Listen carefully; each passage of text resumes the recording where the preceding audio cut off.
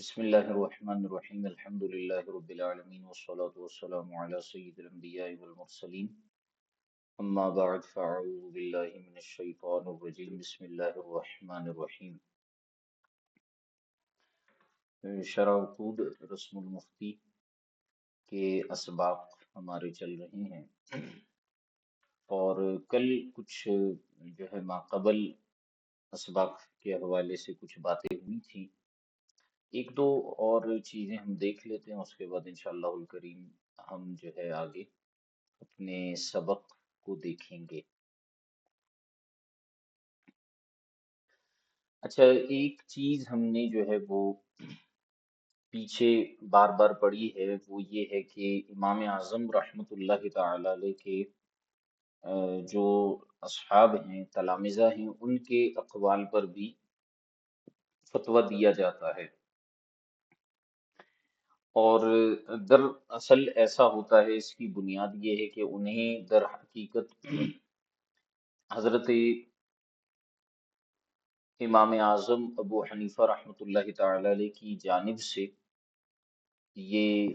اجازت حاصل ہوتی ہے کہ تم میرے اقوال میں سے کسی بھی ایک قول کو اپنا سکتے ہو.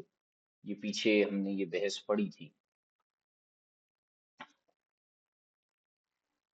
تو اگرچہ مسائل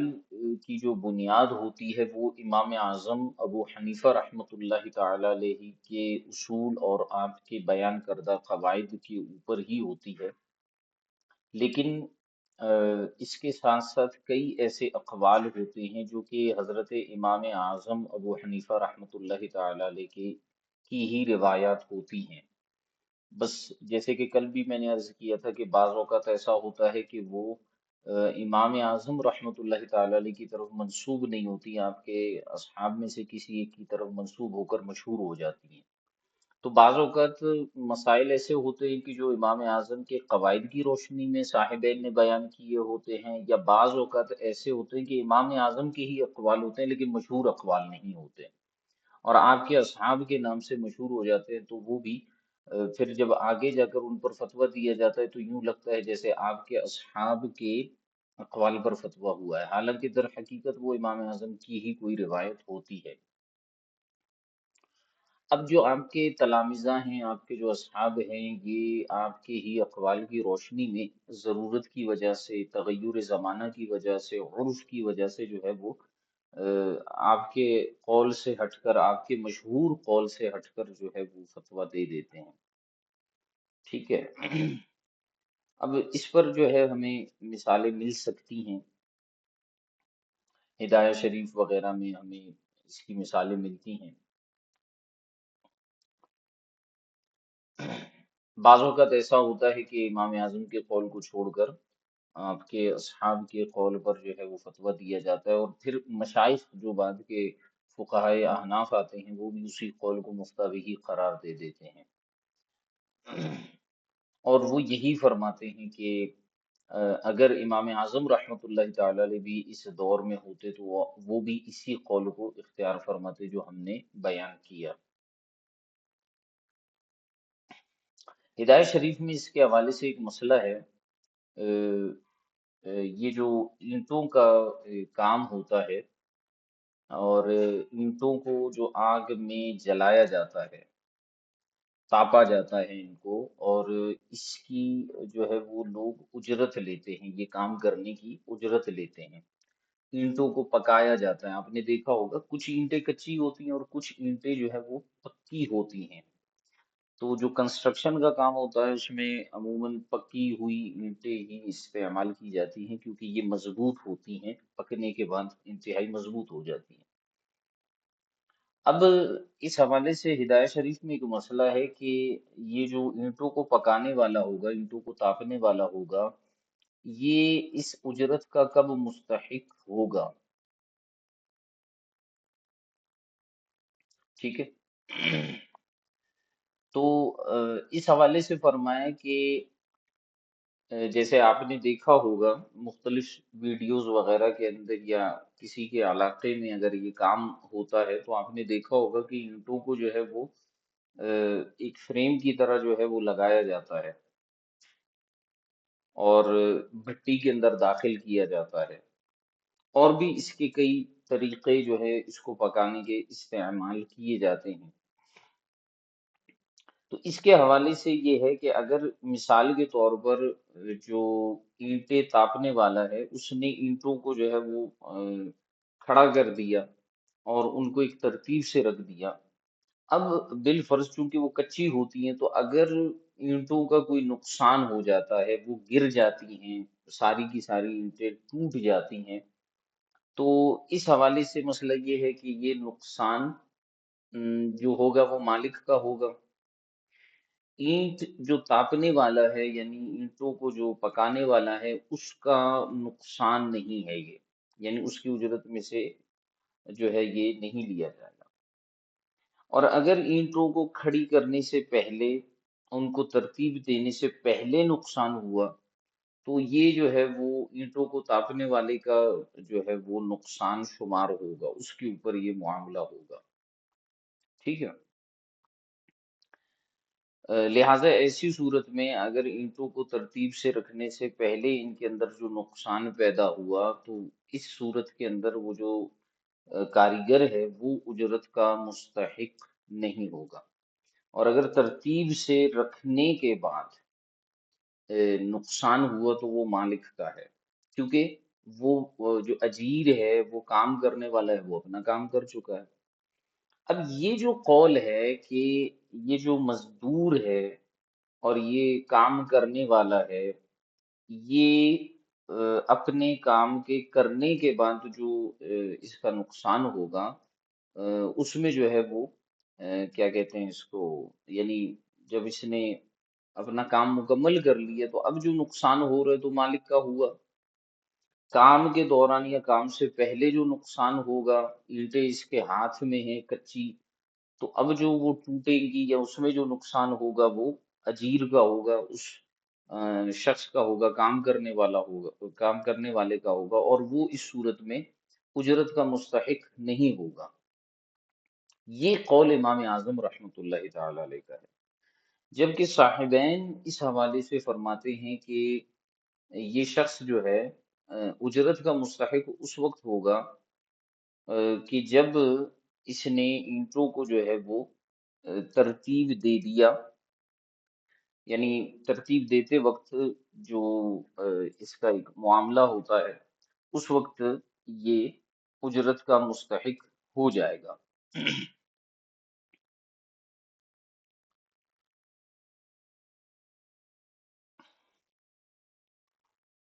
تو اس میں ایک معمولی سا یہاں پر صاحب ہدایہ نے ایک اختلاف بیان کیا، اور اصل مقصد اس کو بیان کرنے کا یہ تھا کہ آپ کو کئی امثلہ اور نظائر اس حوالے سے ملیں گی جس میں جو ہے وہ امام اعظم رحمۃ اللہ تعالی علیہ کے قول کو چھوڑ کر صاحبین کے قول کو مفتہ بھی قرار دیا گیا ہے۔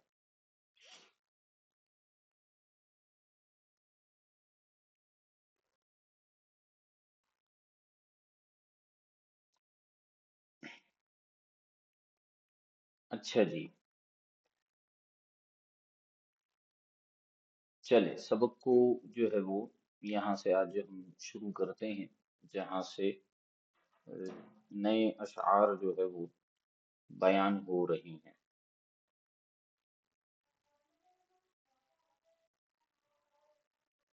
جی، علامہ شامی رحمۃ اللہ تعالی علیہ ارشاد فرماتے ہیں،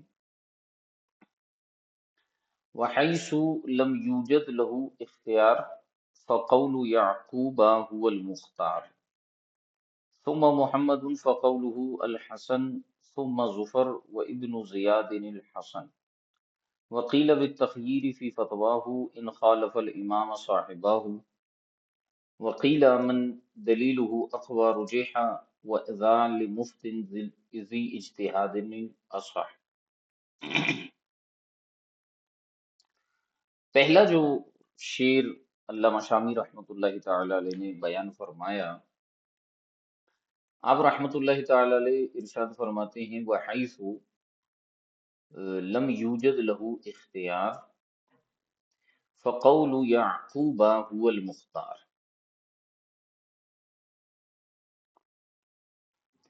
فرماتے ہیں کہ جہاں پر مفتی کو یوجد لہو،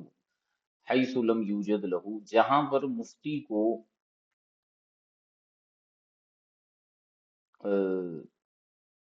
ایک منٹ، ہم، جہاں مفتی کو اختیار نہ ملے، یہاں پر اختیار سے مراد یہ ہے کہ اسے حضرت امام اعظم رحمۃ اللہ تعالی علیہ کا کوئی قول نہ ملے، اس کی آگے پوری تشریح آنے والی ہے، لیکن ایسا مسئلہ جہاں پر آپ نے سب سے پہلے حضرت امام اعظم رحمۃ اللہ تعالی علیہ کا قول دیکھنا ہے کہ بھئی ہمارے امام کا قول کیا ہے، مل گیا تو بہت اچھی بات ہے، اب ہم آگے دیکھیں گے، لیکن اگر نہ ملا، اچھا مل گیا تو جیسے پیچھے ہم نے پڑھا تو ہم دیکھیں گے بھئی صاحبین نے اختلاف کیا ہے یا نہیں کیا، اگر صاحبین کا اتفاق ہے تو بہت اچھی بات ہے، اور اگر صاحبین کا اختلاف ہے تو پھر ایسی صورت میں ہم یہ دیکھیں گے کہ صاحبین آپس میں متفق ہے یا متفق نہیں ہے، اگر متفق نہیں ہے تو پھر ایسی صورت میں امام اعظم کے قول پر فتویٰ ہے، اور اگر متفق ہیں تو ایسی صورت میں جو ہے وہ حضرت عبداللہ ابن مبارک نے فرمایا تھا کہ پھر بھی امام اعظم کے قول پر فتویٰ ہے، اور بعض نے کہا تھا کہ مفتی کو اختیار ہے۔ تو سب سے پہلے تو دیکھا جائے گا کہ امام اعظم کا قول ہے بھی اس مسئلے میں یا نہیں ہے، اگر ہے تو پھر یہ اختلافی صورت آگے جائے گی، لیکن اگر ہے ہی نہیں سرے سے امام اعظم کا قول آپ کو ملا ہی نہیں اس مسئلے میں، تو اب آپ کس کا قول تلاش کریں گے؟ تو فرماتے ہیں فقول یعقوب هو المختار، ایسی صورت میں یعقوب سے مراد امام ابو یوسف رحمۃ اللہ تعالی علیہ ہیں، ان کا نام یعقوب تھا، تو حضرت امام ابو یوسف رحمۃ اللہ تعالی علیہ کا قول مختار ہوگا، اسے اختیار کیا جائے گا۔ ثم محمد فقوله الحسن، اور اگر آپ کو امام اعظم کا قول بھی نہیں ملتا اس مسئلے میں، اور امام ابو یوسف رحمۃ اللہ تعالی علیہ کا قول بھی نہیں ملتا، تو ایسی صورت میں آپ دیکھیں گے کہ کیا اس مسئلے میں امام محمد کا قول موجود ہے، اگر موجود ہے تو پھر امام محمد رحمۃ اللہ تعالی علیہ کا قول اختیار کیا جائے گا، فقولہ الحسن، تو ان کا قول زیادہ پسندیدہ ہے۔ لیکن اگر پھر آپ کو امام محمد کا بھی اس میں کوئی قول نہیں ملتا اس مسئلے میں، ثم ظفر و ابن زیاد الحسن، تو پھر آپ کو وہاں پر تلاش کرنا ہوگا امام ظفر یا امام محمد امام حسن بن زیاد رحمۃ اللہ تعالی علیہ کا قول، اور فرماتے ہیں کہ یہ پھر زیادہ پسندیدہ ہوگا۔ یہ تو ہے ایک ترتیب قول کو اختیار کرنے کے حوالے سے۔ اس کے بعد ارشاد فرما وقیل بالتخییر فی فتواہ ان خالف الامام صاحبہ، اب جیسے کہ میں نے پیچھے یہ بات آپ کو بیان کی تھی، علامہ شامی فرماتے ہیں کہ یہ بات کہی گئی ہے کہ جب صاحبین جو ہیں وہ اپنے امام کی مخالفت کریں، ان خالف الامام صاحبہ، اگر آپ کے صاحبین جو ہیں آپ کی مخالفت کریں، صاحبہ یہ صاحبان تھا، مضاف تھا، پھر نون اضافت گر گیا کیونکہ یہ ہو کی طرف مضاف ہو رہا ہے تو اس لیے صاحبہ، اگر آپ کے صاحبین جو ہیں وہ آپ کی مخالفت کر رہے ہوں، تو ایسی صورت کے اندر ایک قول بیان کیا گیا ہے کہ مفتی کو فتویٰ دینے کا اختیار ہوگا، یعنی جس قول پر چاہے وہ فتویٰ دے، امام اعظم کے قول پر فتویٰ دے یا صاحبین کے قول پر فتویٰ دے۔ یہ کل میں نے یہ بات بیان کی تھی کہ اگر صاحبین امام اعظم کی مخالفت کرتے ہیں اور آپس میں بھی مختلف ہوتے ہیں تو ایسی صورت میں بھی امام اعظم کے قول پر فتویٰ ہوگا، اور اگر آپس میں متفق ہیں تو عبداللہ ابن مبارک نے کہا تھا کہ پھر بھی امام اعظم کے قول کو لیں گے، لیکن دیگر فقہا نے فرمایا تھا کہ ایسی صورت میں مفتی کو اختیار ہوگا۔ علامہ شامی اسی قول کی طرف اشارہ کر کے کہہ رہے وقیل بالتخییر فی فتواہ ان خالف الامام صاحبہ، مفتی کو اپنے فتوے میں اختیار کا جو ہے وہ اختیار حاصل ہوگا اگر امام کی مخالفت ان کے صاحبین کر لیں۔ وقیلا من دلیلہ اقوار جہاد، اور اسی طرح یہ بھی کہا گیا ہے اس صورتحال کے اندر کہ جس قول کی دلیل جو ہے وہ اقوا ہو، زیادہ قوی ہو، صاحبین کے قول کی یا امام اعظم کے قول میں سے جس کی قول بھی زیادہ کی قول کی دلیل زیادہ اقوی اور مضبوط ہوگی، رجحا اسے ترجیح حاصل ہوگی،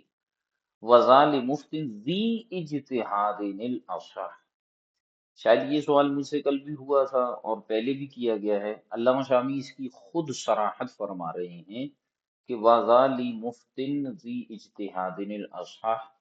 یہ معاملہ جو ہے اس مفتی کے لیے ہے جو ذل اجتہاد ہے، صاحب اجتہاد ہے۔ صحیح قول کے مطابق اس مفتی کو یہ اختیار حاصل ہوگا کہ وہ دلائل کے درمیان جو ہے وہ موازنہ کرے، ان کو پرکھے، ان کو دیکھے کہ کون سی دلیل، کس قول کی دلیل زیادہ قوی ہے، پھر وہ اسے اختیار کر لے۔ ٹھیک ہے، لیکن کون سا مفتی؟ جو صاحب اجتہاد مفتی ہوگا۔ ٹھیک ہے، یہاں تک تو علامہ شامی کے یہ اشعار تھے۔ آگے ذرا اس کو ملاحظہ فرمائیے۔ علامہ شامی رحمۃ اللہ تعالی علیہ یہاں سے اپنی گفتگو ان اشعار کی تشریح کے اندر بیان فرماتے ہیں، ترتیب التخییر فی روایات المذہب و معنی التخییر۔ مذہب کی جو روایات ہیں ان کے اندر کون سی روایت کو اختیار کیا جائے گا، اس تخییر کی ترتیب کیا ہونی چاہیے، اس بات کا بیان ہے۔ اور تخییر کس کو کہتے ہیں کہ آپ کو اختیار حاصل ہے، کیونکہ اشعار کے اندر بھی اس لفظ کو استعمال کیا گیا ہے، وقیل بالتخییر فی فتواہ ان خالف الامام صاحبہ۔ تو تخییر کا معنی کیا ہے جناب والا؟ آپ کو اختیار حاصل ہوگا، اختیار کس کو کہتے ہیں؟ علامہ شامی رحمۃ اللہ تعالی علیہ ارشاد فرماتے ہیں، قد علمت مما قررناہ آنفا، جیسا کہ ہم نے تھوڑی دیر پہلے سے مراد یہ ہے کہ پچھلی ابحاث کے اندر جو بات ہم نے بیان کی تھی اس سے تمہیں یہ بات پتہ چل گئی ہوگی کہ ان متفق علیہ ائمتنا لا يجوز لمجتہد فی مذہبہم ان يعدل عنہ برأیہ۔ یہ بات تو تمہیں پتہ چل چکی ہوگی کہ جس چیز پر ہمارے آئمہ اتفاق کر لیں، کوئی مجتہد فی المذہب ہی کیوں نہ ہو، اس کے لیے یہ بات جائز نہیں ہے کہ وہ ویسے ہی اپنی رائے کے ذریعے جو ہے ان کے اقوال سے عدول کر لیں۔ استثنائی صورتیں ہم نے بتا دی تھی کہ شدت ضرورت کی وجہ سے یا حرج عظیم کی وجہ سے یا عرف کی وجہ سے ہم عدول کر سکتے ہیں، لیکن محض اپنی رائے سے کسی مجتہد فی المذہب کو بھی اجازت نہیں ہوگی کہ وہ اس سے عدول کرے۔ یاد رہے کہ مجتہد فی المذہب کی بات کر رہے ہیں، جب مجتہد فی المذہب ہمارے متفق علیہ قول سے رجوع نہیں، وہ عدول نہیں کر سکتا، تو پھر جو نچلے درجے کے مفتی ہوں گے ان کو تو بدرجہ اولا عدول کرنے کی اجازت نہیں ہوگی۔ تو علامہ شامی نے فرمایا، قد علمت مما قررناه آنفا ان متفق علیہ ائمتنا لا يجوز لمجتہد فی مذہبہم ان يعدل عنہ برأیہ، کہ جس مسئلے پر ہمارے آئمہ متفق ہو جائیں تو پھر مجتہد فی المذہب کے لیے جو ہے وہ یہ جائز نہیں ہوگا کہ وہ اپنی رائے سے اس سے عدول کرے۔ لأن رأیہم اصح، کیونکہ ہمارے آئمہ کی جو رائے ہے وہ زیادہ صحیح ہے۔ وأشرت ہنا إلی أنہم اذا اختلفوا يقدم ما اختارہ ابو حنیفہ۔ اور علامہ شامی رحمۃ اللہ تعالی علیہ فرماتے ہیں کہ میرے عزیز طلبہ، میں اس بات کی طرف اشارہ بھی کر چکا ہوں وہاں پر کہ جب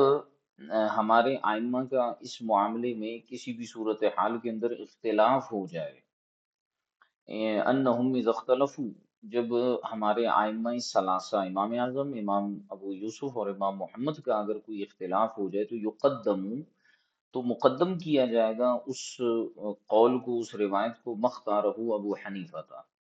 جس کو ہمارے امام اعظم ابو حنیفہ رحمۃ اللہ تعالی علیہ اختیار فرما چکے ہیں۔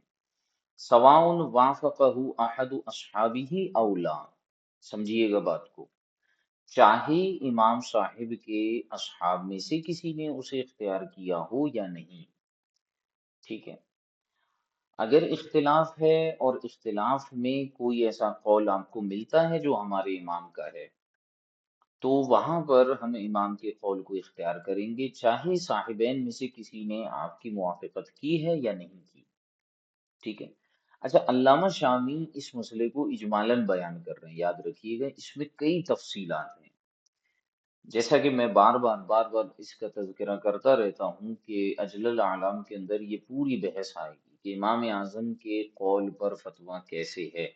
تو اس کو یہ نہیں ہے کہ ابھی آپ اس کو چھوڑ دیں، ویسے ہی اس کو جانے دیں، اس پر توجہ نہ کریں، ایسی بات نہیں ہے، یہ علامہ شامی کا کلام ہے اور وہاں پر امام اہل سنت کا کلام ہوگا، لیکن علامہ شامی قدر اختصار کے ساتھ اس کو بیان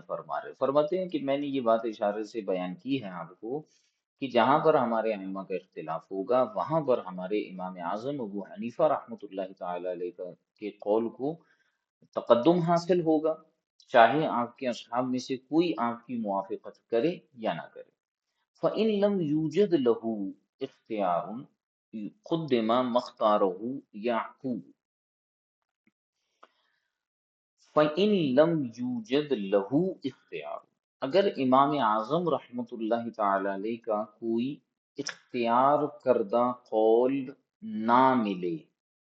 یہ اختیار کا مطلب ای مختار،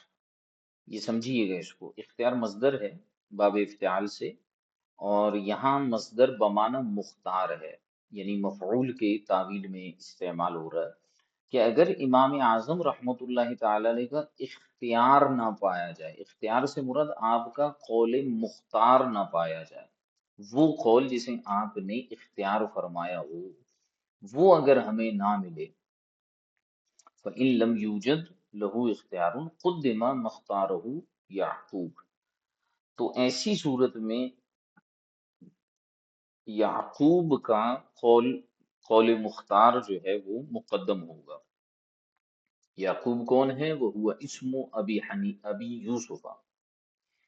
یعقوب جو ہے حضرت امام ابو یوسف رحمۃ اللہ تعالی علیہ کا نام ہے۔ اکبر اصحاب الامامی، یہ امام اعظم ابو حنیفہ رحمۃ اللہ تعالی علیہ کے جو اصحاب اور شاگرد ہیں ان میں سب سے بڑے ہیں، سب سے بڑے شاگرد امام ابو یوسف رحمۃ اللہ تعالی علیہ ہیں، عمر کے اعتبار سے نہیں، باعتبار منزلت اور باعتبار علم کے ہیں۔ وعادت الامام محمد، امام محمد رحمۃ اللہ تعالی علیہ کی عادت یہ تھی کہ انہو یذکر ابا یوسف بکنیتہ، یہ امام ابو یوسف مشہور کیوں ہوئے ابو یوسف کے نام سے؟ علامہ شامی فرماتے ہیں کہ امام محمد کی عادت تھی کہ وہ امام ابو یوسف کا نام نہیں لیا کرتے تھے، یعقوب نہیں کہتے تھے، کیونکہ عمر میں بھی بڑے تھے اور رتبے میں بھی بڑے تھے، تو امام ابو یوسف کا نام نہیں لیتے تھے، یعقوب کبھی کہہ کر ان کا ذکر نہیں کیا امام محمد نے، بلکہ آپ ان کو ابو یوسف کہتے تھے۔ تو وعادت الامام محمد انہ یذکر ابا یوسف بکنیتہ، وہ امام ابو یوسف کو ان کی کنیت کے ساتھ ذکر کرتے تھے، اور آج تک عند الاحناف امام ابو یوسف اتنے مشہور ہو گئے ابو یوسف کے ساتھ کہ اللہ آپ کا بھلا کرے، اب یعقوب جو ہے وہ ان کے نام کے ساتھ معروف نہیں ہے، کسی کے سامنے ویسے ہی یعقوب کا ذکر کیا جائے تو ہمیں جو ہے نا اندازہ نہیں ہوگا کہ یہ امام ابو یوسف کی بات ہو رہی ہے، الا یہ کہ جو لوگ جانتے ہوں گے۔ اور دوسری بات یہ ہے کہ آپ ادب دیکھیے، حالانکہ دونوں جو ہے وہ استاد بھائی ہیں، یعنی ایک ہی استاد کے شاگرد ہیں، ایک ہی گھاٹ کا پانی پیا ہوا ہے، لیکن اندازہ یہ ہے، آپ اندازہ یہ لگائیں کہ امام ابو یوسف ہم عصر بھی ہیں، لیکن امام محمد کمال ادب کرتے تھے امام ابو یوسف کا، اور اسی ادب کے تناظر میں حضرت امام محمد رحمۃ اللہ تعالی علیہ حضرت امام ابو یوسف رحمۃ اللہ تعالی علیہ کا نام ذکر نہیں کرتے تھے بلکہ کنیت کے ساتھ آپ کا ذکر فرماتے تھے۔ الا اذا ذکر معه ابا حنیفہ فانه یذکره باسمه العلم فیقول یعقوب عن ابی حنیفہ، ہاں جب امام محمد رحمۃ اللہ تعالی علیہ ہمارے امام اعظم ابو حنیفہ رحمۃ اللہ تعالی علیہ کے ساتھ امام ابو یوسف کا ذکر کرتے تو پھر اس وقت چونکہ استاد کا بھی ذکر ہو رہا ہے تو پھر اس وقت جو ہے وہ امام ابو یوسف کا وہ نام جو آپ کا علم ہے وہ ذکر کیا کرتے تھے۔ تو پھر کہا کرتے تھے یعقوب عن ابی حنیفہ تھا، کہ امام یعقوب یعنی امام ابو یوسف امام ابو حنیفہ رحمۃ اللہ تعالی علیہ سے روایت کرتے ہیں۔ اور چونکہ امام اعظم ابو حنیفہ کو بھی باعتبار کنیت کے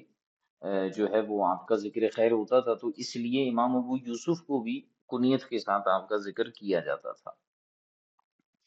اچھا، امام اعظم ابو حنیفہ کے بارے میں تو یہ مشہور ہے کہ ان کو ابو حنیفہ کیوں کہتے ہیں، شاید آپ لوگوں نے پڑھا ہوگا۔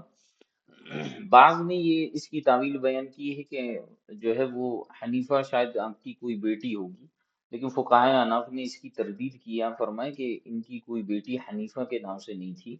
بلکہ دین حنیف کی طرف نسبت کرتے ہوئے امام اعظم کو ابو حنیفہ کہا جاتا ہے۔ اور یہ اہل عرب کے ہاں جو ہے عرف اور عادت کے طور پر اس طرح کی کنیتیں استعمال کی جاتی تھی، ابو اور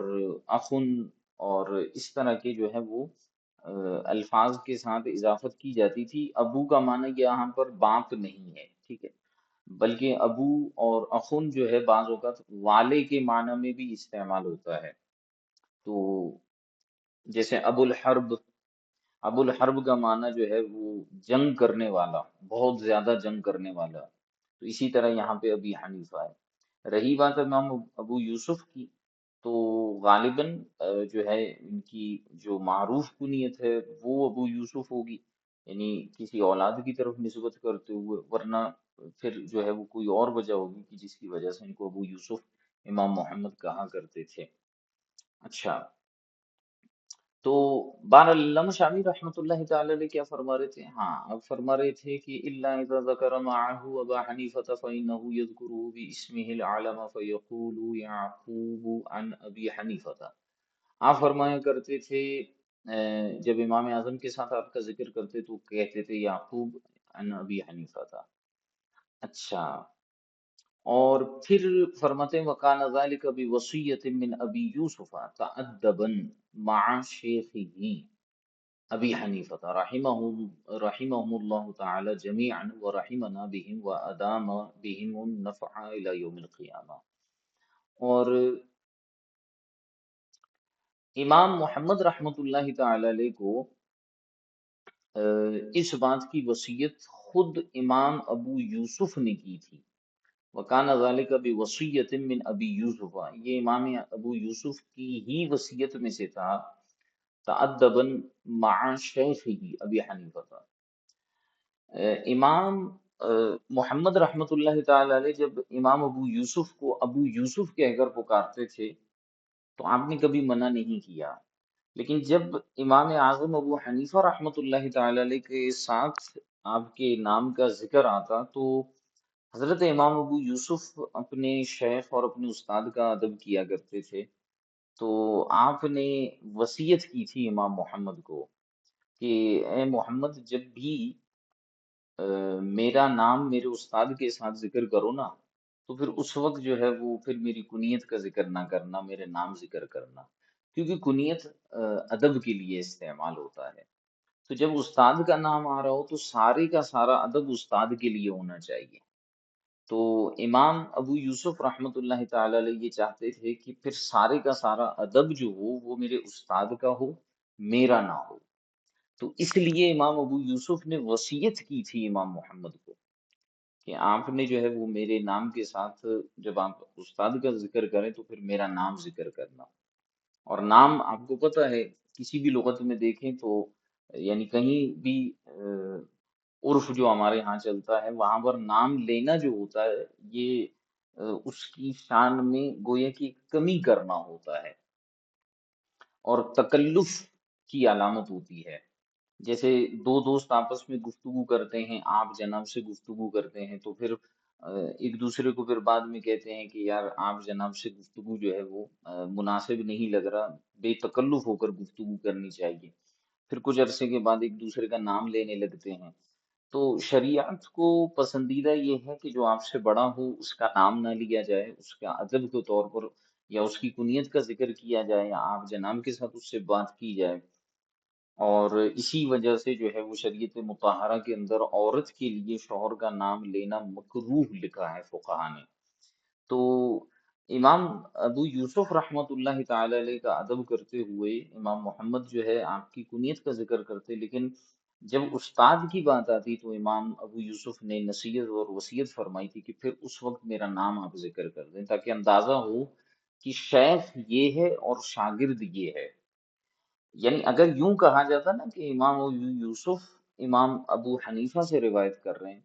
تو ہو سکتا ہے کہ کوئی شخص یہ سمجھتا کہ دونوں کا مقام اور مرتبہ ایک ہے۔ تو امام ابو یوسف رحمۃ اللہ تعالی علیہ نے دونوں کے درمیان یعنی اپنے اور امام اعظم کے درمیان فرق کرنے کے لیے جو ہے وہ پھر اپنے نام کو ذکر کرنے کی وصیت فرمائی۔ تو اس مقام پر علامہ شامی بھی دعا گو ہوئے، رحمہم اللہ تعالی جمیعاً، اللہ ان سب پر رحمت کی نظر فرمائے اور ہم پر بھی ان کی وجہ سے رحمت کی نظر فرمائے، اور اللہ تبارک و تعالی ان کے نفع کو، ان کے فائدے کو ہم تک جو ہے وہ قیامت تک کے لیے باقی رکھے۔ کہ یہ کس قدر نفوس قدسیہ تھے، علم کے گویا کے پہاڑ تھے، لیکن حالت اور کیفیت یہ تھی کہ ایک دوسرے کا ادب کتنا کرتے تھے، استاد کی تعظیم کتنی کیا کرتے تھے۔ تو آج کے دور میں نا علم نافع حاصل نہ ہونے کی ایک وجہ یہ بھی ہے کہ ہم عصر جو ہو اس کو تو ہم کچھ سمجھتے ہی نہیں ہے گویا کہ، یعنی اگر میرا ہم درجہ ہے، میرا کلاس فیلو ہے، تو میں تو اس کو کچھ نہیں سمجھوں گا یار یہ کیا ہے، اور مجھ سے اگر نچلے درجے کا ہے، پھر تو اس کو کسی کھاتے میں ہی نہیں لانا۔ اچھا، اسی طرح بعض اوقات اگر استاد کے ساتھ ذکر ہونے لگے یا استاد کی قربت زیادہ نصیب ہونے لگے، تو پھر بندہ اپنے آپ کو بھی ایسے سمجھ رہا ہوتا ہے جیسے میں بھی استاد ہی بن گیا ہوں۔ تو استاد استاد ہوتا ہے، شاگرد شاگرد ہوتا ہے، اور امام ابو یوسف رحمۃ اللہ تعالی علیہ اور امام محمد دونوں کا ادب دیکھیے، استاد کا ادب کرتے ہوئے، اور امام محمد جو ہیں وہ اپنے ہم عصر، چونکہ امام ابو یوسف کی صحبت زیادہ ہے امام اعظم کے ساتھ، عمر میں بھی بڑے تھے۔ امام محمد رحمۃ اللہ تعالی علیہ کی سیرت میں تو آپ نے پڑھا ہوگا کہ جب آپ کی غالباً والدہ محترمہ آپ کو لے کر آئی تھی، تو حضرت امام محمد رحمۃ اللہ تعالی علیہ کی داڑھی بھی اس وقت نہیں آئی تھی، تو حضرت امام اعظم رحمۃ اللہ تعالی علیہ نے فرمایا تھا کہ میں اس بچے کو نہیں پڑھاؤں گا۔ تو پھر ان کی والدہ نے اصرار کیا تھا، تو حضرت امام اعظم نے فرمایا کہ ٹھیک ہے، آپ ایسا کریں کہ ان کے سر کو بھی منڈوا لیں، پھر میں ان کو پڑھاؤں گا۔ تو وہ والدہ ان کے سر کو منڈوا کر لے آئیں، گنجا کر کے ان کو لے آئیں، تو پھر جو ہے وہ امام اعظم رحمۃ اللہ تعالی علیہ نے جو مسجد کا ستون ہوا کرتا تھا اس کے پیچھے بٹھا کر آپ پڑھایا کرتے تھے۔ اتنی کم عمر تھی حضرت امام محمد کی جب آپ پڑھنے کے لیے آئے تھے۔ امام ابو یوسف رحمۃ اللہ تعالی علیہ جب پڑھنے آئے تھے تو ان کی عمر کافی بڑی تھی نا، جو ان کے بارے میں آتا ہے کہ امام اعظم نے خود اس جو ہے اس کا اظہار کیا تھا، خواہش کا کہ یعقوب جو ہے یعنی امام ابو یوسف یہ میرے ساتھ پڑھے۔ تو وہ معاملہ یوں ہوا تھا، غالباً ان کے والد صاحب جو ہے ان کا انتقال ہو گیا تھا، تو کچھ دن کے لیے آئے امام ابو یوسف، پھر اس کے بعد واپس جو ہے وہ آپ نے حلقہ درس چھوڑ دیا۔ تو امام اعظم رحمۃ اللہ تعالی علیہ غالباً خود گئے تھے ان کے گھر، یا کسی کو بھجوایا تھا کہ جا کر دیکھو کہ ابو یوسف کیوں نہیں آ رہے۔ تو معلوم ہوا کہ جی ان کے والد صاحب کا انتقال ہو چکا ہے اور گھر کا کوئی کفیل نہیں ہے، کام کرنے والا کوئی نہیں ہے، اگر یہ پڑھنے بیٹھ جائیں گے تو گھر کون چلائے گا۔ تو امام اعظم نے ان کی والدہ سے فرمایا تھا یا ان کو پیغام بھجوایا تھا کہ آپ ان کو پڑھا لیں، ایک دن ایسا آئے گا کہ جب یہ بادشاہ کے برابر میں بیٹھ کر فالودہ کھائیں گے۔ تو امام ابو یوسف رحمۃ اللہ تعالی علیہ جب قاضی بنے تھے، تو آپ ایک دن بیٹھے ہوئے تھے بادشاہ کے دربار میں، اور آپ کی کرسی بادشاہ کے کرسی کے پاس برابر میں لگائی گئی تھی، تو اس وقت جو ہے وہ ایک دن اچانک جو ہے آپ کے سامنے فالودہ پیش کیا گیا، تو جب آپ نے اسے دیکھا تو آپ کی آنکھوں میں آنسو آ گئے۔ تو لوگوں نے پوچھا کہ حضور آپ رو کیوں رہے ہیں، یہ تو بڑے اعلیٰ مقام پر آپ فائز ہیں۔ تو آپ نے فرمایا کہ مجھے میرے استاد امام اعظم ابو حنیفہ رحمۃ اللہ تعالی علیہ کی وہ بات یاد آ رہی ہے کہ جب انہوں نے میری والدہ سے فرمایا کہ ایک دن آئے گا کہ جب یہ بادشاہ کے پاس بیٹھ کر فالودہ کھائے گا، فرماتے ہیں وہ بات آج سچ ہوئی، اور کاش میری والدہ زندہ ہوتی تو وہ دیکھتی کہ میں آج اس مقام پر پہنچ چکا ہوں۔ تو استاد کا ادب تھا جو ان کو وہاں سے اس مقام پر لے کر آیا، اور امام اعظم رحمت اللہ تعالی علیہ کی توجہ تھی، اور اسی طرح جو ہے وہ بتانے کا مقصد یہ تھا کہ امام ابو یوسف کی عمر اتنی تھی کہ جب آپ پڑھنے کے لیے آئے تھے، یعنی گھر کے کفیل تھے، آپ گھر کو چلا رہے تھے۔ امام اعظم کے بارے میں بھی ایک واقعہ مشہور ہے، غالباً امام اوزاعی تھے یا ایک اور امام تھے جنہوں نے آپ کو دیکھا تھا، امام اعظم کاروبار کیا کرتے تھے بازار میں، تو انہوں نے فرمایا کہ اے نوجوان، تم جو ہے وہ یہاں پر بازار میں کاروبار کر رہے ہو، تمہیں تو علم کی محافل میں ہونا چاہیے تھا، کیونکہ میں تمہاری پیشانی میں علم کا نور دیکھتا ہوں۔ تو امام اعظم ابو حنیفہ رحمۃ اللہ تعالی علیہ کو یہ بات اتنی پسند آئی تھی کہ پھر اس کے بعد جو ہے وہ آپ نے یہ کاروبار وغیرہ کو اتنی توجہ نہیں دی، اس کو ترک کر کے آپ حصول علم میں لگ گئے۔ اگرچہ بعد میں پھر آپ کاروبار بھی کرتے رہے، لیکن حصول علم کے لیے اپنے آپ کو آپ نے وقف کر دیا۔ تو یہ چیزیں سینہ بہ سینہ چلتی ہیں، اللہ تعالیٰ ان کی برکتیں ہمیں بھی عطا فرمائے، اور ان بزرگوں کا ہمیں ادب کرنے کی توفیق عطا فرمائے۔ تو بہرحال یہاں پر یہ بات ذکر کی ہے علامہ شامی رحمۃ اللہ تعالی علیہ نے۔ اس کے بعد آپ فرماتے ہیں کہ وَحَيْثُ لَمْ يُوجَدْ لِأَبِي يُوسُفَ اخْتِيَارٌ قُدِّمَ قَوْلُ محمد بن الحسن اجل اصحاب ابی حنیفہ بعد ابی یوسف۔ اچھا، جہاں ہمیں امام صاحب کا قول مختار ملے تو ہم ان کو لیں گے، اور اگر وہ نہ ملے تو امام ابو یوسف کا لیں گے، اور اگر وہ نہ ملے تو پھر ہم امام محمد رحمۃ اللہ تعالی علیہ کے قول کو لیں گے، جو کہ امام اعظم ابو حنیفہ رحمۃ اللہ تعالی علیہ کے جلیل القدر اصحاب میں سے تھے، شاگردوں میں سے تھے، امام ابو یوسف کے بعد۔ ثم بعده يقدم قول زفر والحسن بن زیاد فقولهما في رتبة واحدة۔ اس کے بعد امام زفر یا امام حسن بن زیاد کے قول کو لیا جائے گا، یعنی ان میں سے کسی ایک کے قول کو بھی لیا جائے گا اگر امام محمد کا قول نہ ملے۔ اور فرماتے ہیں کہ ان دونوں کے اقوال ایک ہی مرتبے میں ہیں، امام زفر اور امام حسن بن زیاد کے اقوال میں ترتیب نہیں ہے، یہ بات یاد رہے۔ لیکن عبارت النہری، لیکن نہر الفائق کی عبارت کچھ اس طرح سے ہے، اسی تخییر میں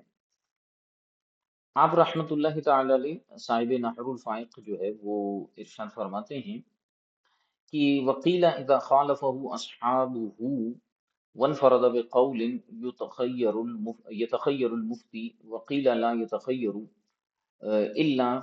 المفتي المجتهد فيختار ما كان دلیلہ۔ اچھا ہاں، ثم بقول الحسن، یہ جو نہر الفائق کی عبارت ہے اس میں یہ ہے کہ پہلے جیسے جو ترتیب بیان کی گئی ہے نا، امام اعظم کا قول، امام ابو یوسف کا، امام محمد کا، اس کے بعد فرمایا ہے نہر الفائق میں کہ امام ظفر کا، اور پھر امام حسن بن زیاد کا، وہاں پہ رتبے میں فرق کو بیان کیا ہے، لیکن مختار قول یہی ہے کہ دونوں کا رتبہ ایک ہی ہے، ان دونوں میں سے کسی ایک کا قول کو لیا جائے گا۔ وقیل اذا خالفه اصحابه وانفرد بقول يتخير المفتي۔ اور دوسری بات یہ کہی گئی ہے جب امام اعظم رحمۃ اللہ تعالی علیہ کے اصحاب کا، آپ کے شاگردوں کا جو ہے وہ آپ سے اختلاف ہو کسی مسئلے میں، اور ون فرد بقول، اور امام اعظم رحمۃ اللہ تعالی علیہ اپنے قول میں منفرد ہوں، یعنی کوئی اور آپ سے، آپ کے اصحاب میں متفق نہ ہو، تو مفتی کو اختیار حاصل ہے کہ وہ جس کے چاہے قول کو اختیار کرے۔ وقیل لا یتخیر الا المفتی المجتہد، اور ایک قول یہ ہے کہ اختیار نہیں ہے سوائے مفتی مجتہد کو، تو اسے اس بات کا اختیار ہے مفتی مجتہد کو کہ وہ دونوں اقوال کو دیکھے گا، امام اعظم اور آپ کے شاگردوں کے اقوال کو، جس کی دلیل زیادہ پختہ اور قوی ہوگی اسی کو لے گا۔ اچھا، اب یہاں سے جو ہے وہ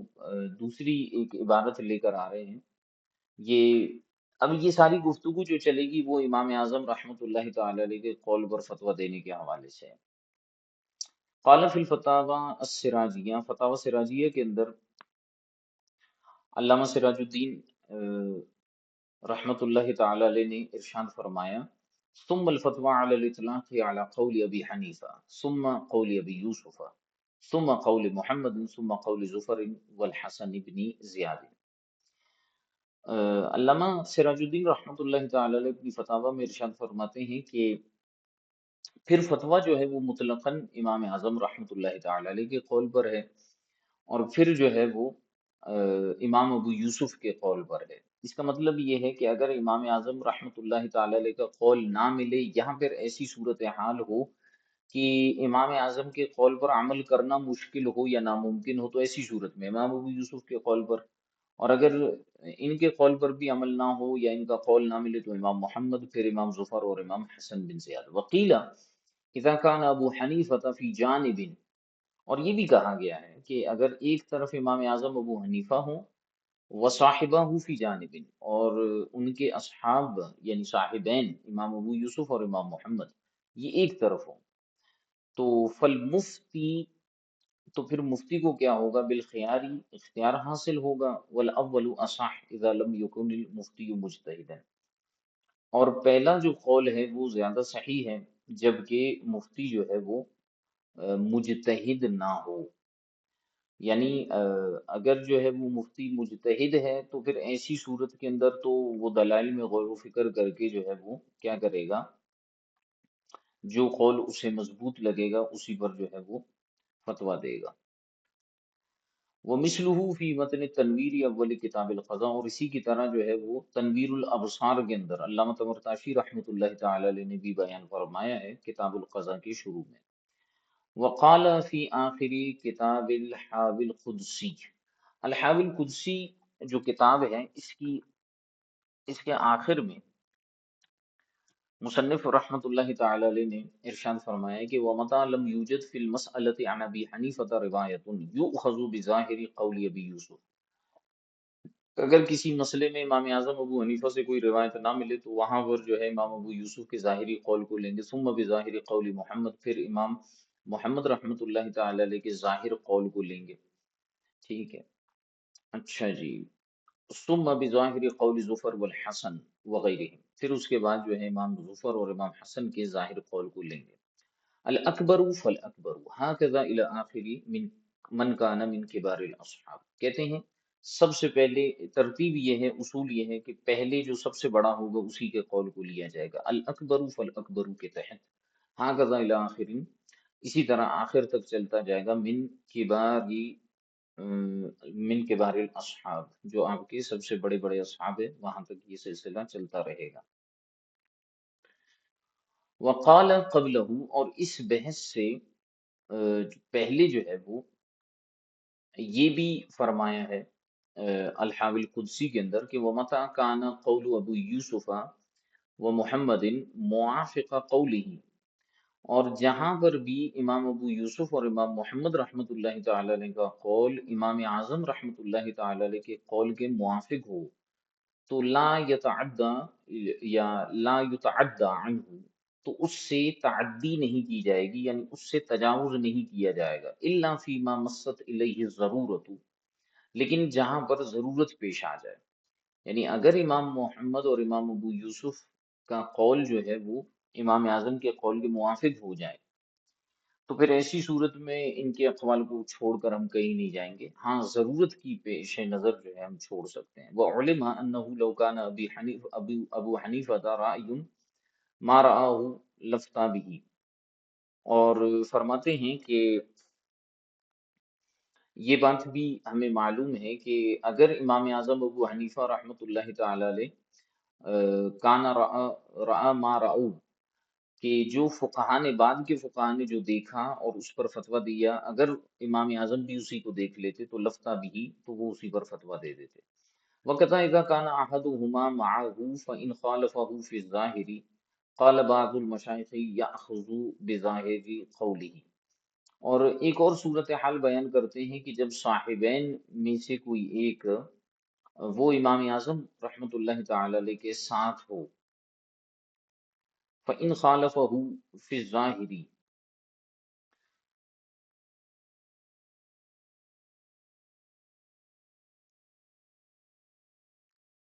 ہاں، وَكَذَا إِذَا كَانَ أَحَدُهُمَا مَعَهُ، اور اگر جو ہے وہ صاحبین میں سے کوئی ایک امام اعظم کے ساتھ ہو، فَإِنْ خَالَفَهُ خَالَفَاهُ فِي الظَّاهِرِ، تو اگر جو ہے وہ ظاہر الروایہ میں امام اعظم نے ان دونوں میں سے کسی ایک سے اختلاف کیا ہو، تو قال بعض المشائخ، تو بعض مشائخ نے فرمایا یاخذ بظاہر الروایت، ظاہری قولی، مفتی جو ہے وہ ظاہر قول کو لے گا، وقال بعضهم المفتی مخیر بینہما، اور بعض نے یہ فرمایا کہ مفتی کو جو ہے وہ ان دونوں کے درمیان اختیار ہوگا، انشاء افتى بظاہر قولہ و انشاء افتى بظاہر قولہما، اگر وہ چاہے تو امام اعظم کے ظاہر قول پر فتویٰ دے، اور اگر چاہے تو صاحبین کے قول ظاہر پر فتویٰ دے، والاصح ان العبرۃ لقوۃ الدلیل، فرماتے ہیں کہ زیادہ بہتر یہی ہے کہ قوت دلیل کا اعتبار ہوگا، الحاوی القدسی والوں نے بھی یہی فرمایا کہ مفتی کے لیے قوت دلیل کو دیکھا جائے گا۔ ٹھیک ہے جناب والا۔ اچھا، یہاں پر علامہ شامی رحمۃ اللہ تعالی علیہ اب اس کلام کا پورا خلاصہ بیان کرتے ہیں اور فرماتے ہیں والحاصل، حاصل کلام یہ ہے، حاصل کلام میں جو ہے وہ علامہ شامی رحمۃ اللہ تعالی علیہ جو ہے وہ کیا بیان فرما رہے ہیں ذرا دیکھیے۔ علامہ شامی رحمۃ اللہ تعالی علیہ کچھ صورتیں بیان کر کے آپ کو کلام واضح کرتے ہیں۔ انہ اذا اتفق ابو حنیفہ وصاحباہ علی جواب لم یجز العدول عنہ الا لضرورت، پہلی بات تو یہ ہے کہ جب امام اعظم ابو حنیفہ اور آپ کے صاحبین کسی بات پر متفق ہو جائیں تو اس سے عدول کرنا کسی کے لیے جائز نہیں ہوگا سوائے ضرورت کے، ٹھیک ہے۔ وَكَذَا إِذَا وَافَقَهُ أَحَدُهُمَا، اسی طرح اگر جو ہے امام اعظم کے اصحاب میں سے کسی ایک نے آپ کی موافقت کی تو بھی اس قول سے عدول کرنا جائز نہیں ہوگا سوائے ضرورت کے۔ دوسری صورت یہ ہے وَأَمَّا إِذَا انفرد عَنْهُمَا بِجَوَابٍ، دوسری صورت یہ ہے کہ جب امام اعظم رحمۃ اللہ تعالی علیہ کسی جواب کے اندر جو ہے وہ صاحبین سے منفرد ہو جائیں، الگ ہو جائیں، صاحبین کا الگ مذہب ہو اور امام اعظم کا الگ ہو، وَخَالَفَاهُ فِيهِ، اور امام اعظم رحمۃ اللہ تعالی علیہ جو ہے ان سے اختلاف کر لیں، فَإِنْ انْفَرَدَ كُلٌّ مِّنْهُمَا بِجَوَابٍ أَيْضًا، یہ کل بھی یہ صورت عالم نے بیان کی تھی، امام اعظم ایک طرف ہیں اور صاحبین ایک طرف ہیں، اب صاحبین بھی آپس میں متفق نہیں ہیں، ان دونوں میں سے ہر ایک بھی الگ الگ جواب دے رہے ہیں، بِأَن لَمْ يَتَّفِقَا عَلَى شَيْءٍ وَاحِدٍ، وہ ایسے کہ دونوں کسی ایک چیز پر متفق نہیں ہیں، فَالظَّاهِرُ تَرْجِيحُ قَوْلِهِ أَيْضًا، ایسی صورت میں بھی امام اعظم کے قول کو ہی ترجیح حاصل ہوگی، وَأَمَّا إِذَا خَالَفَاهُ وَاتَّفَقَا عَلَى جَوَابٍ وَاحِدٍ، اور آخری صورت یہ بچتی ہے کہ اگر جو ہے وہ صاحبین امام اعظم سے مختلف ہوں لیکن آپس میں ایک ہی جواب پر متفق ہو، حتی صار ہوا فی جانب و ہما فی جانب، یہاں تک کہ امام اعظم ایک طرف ہوں اور وہ دونوں ایک طرف ہوں، فقیل یرجح قولہ ایضا، ایک قول تو یہی ہے کہ امام اعظم کے قول کو ترجیح حاصل ہوگی، وہذا قول الامام عبداللہ ابن المبارک، جیسے کل میں نے بیان کیا تھا کہ یہ امام عبداللہ بن مبارک کا قول ہے، وقیل یتخیر المفتی، اور ایک قول یہ بھی بیان کیا گیا ہے کہ مفتی کو جو ہے وہ اختیار حاصل ہوگا، وقول السراجیہ، اور سراجیہ میں جو یہ بات بیان کی گئی تھی کہ والاول اصح اذا لم یکن المفتی مجتہدا، کہ پہلی صورت جو ہے زیادہ صحیح ہے جب مفتی مجتہد نہ ہو، یفید اختیار القول الثانی ان کان المفتی مجتہدا، تو یہ جو قول تھا یہ قول ثانی کو اختیار کرنے کا فائدہ دے رہا تھا جب مفتی مجتہد ہو، جب مفتی مجتہد ہو تو پھر ایسی صورت میں جو ہے وہ مفتی کو اختیار حاصل ہوگا۔ آسان سی بات یہ ہے کہ یہ جو آخری صورت بیان کی گئی نا کہ صاحبین ایک طرف ہوں اور امام اعظم ایک طرف ہوں، تو یہاں پر دو باتیں بیان ہوئی تھی، ایک تو یہ بات بیان ہوئی تھی کہ حضرت عبداللہ ابن مبارک نے فرمایا تھا کہ امام اعظم کے ہی قول کو لیا جائے گا، جبکہ صاحبین ایک طرف آپس میں متفق ہوں اور امام اعظم جو ہے وہ ایک طرف ہوں۔ تو یہ ابن مبارک نے کہا تھا کہ کیا وہ امام اعظم کا قول ہی لیا جائے گا، اور ایک قول یہ تھا کہ مفتی کو اختیار حاصل ہوگا۔ تو سراجیہ کے اندر یہ جو بات بیان ہوئی تھی کہ والاول اصح اذا لم يكن المفتی مجتہدا، کہ پہلا قول زیادہ صحیح ہے جب مفتی مجتہد نہ ہو، یعنی اگر مفتی مجتہد نہیں ہے اور اس کے سامنے مسئلہ یہ آتا ہے کہ ایک طرف امام اعظم کا قول ہے اور دوسری طرف جو ہے وہ صاحبین کا قول ہے، تو ایسی صورت کے اندر جو ہے چونکہ مفتی مجتہد نہیں ہے تو وہ پھر بھی امام اعظم کے قول کو لے گا، لیکن اگر مفتی مجتہد ہے تو پھر ایسی صورت میں وہ عبداللہ ابن مبارک کے قول پر عمل نہیں کرے گا بلکہ اختیار کرے گا۔ کس چیز کو اختیار کرے گا؟ دلائل کے اندر موازنہ کرے گا، وہ دیکھے گا کہ کس کی دلیل قوی ہے، اگر صاحبین کی قوی ہے تو صاحبین کے قول پر فتویٰ دے گا، امام کی دلیل قوی ہے تو امام کے قول پر فتویٰ دے گا۔ تو سراجیہ کے قول کے متعلق فرمائے کہ یفید اختیار القول الثانی اذا کان المفتی مجتہدا، اگر مفتی مجتہد ہے تو پھر یہ عبارت اس بات کا فائدہ دے رہی ہے کہ قول ثانی کو اختیار کیا جائے گا، یعنی اختیار والے مفتی کو اختیار دینے والے قول کو اختیار کیا جائے گا۔ ٹھیک ہے، اب یہاں سے آگے جو ہے وہ علامہ شامی تخییر کا معنی بیان کریں گے کہ مفتی کو جو اختیار حاصل ہو رہا ہے وہ کیسے اسے اختیار حاصل ہو رہا ہے، وہ دلائل میں کیسے غور و فکر کرے گا، یہ انشاءاللہ الکریم اللہ نے چاہا تو ہم کل دیکھیں گے۔ تو آج کا سبق یہیں تک رکھتے ہیں، اگر کوئی جو ہے وہ سوال ہے ارشاد فرمائیے۔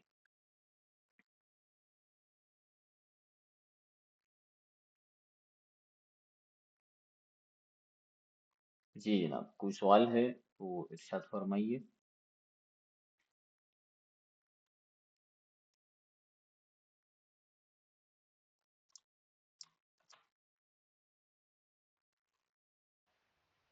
السلام ورحمۃ اللہ وبرکاتہ۔ وعلیکم السلام ورحمۃ اللہ وبرکاتہ۔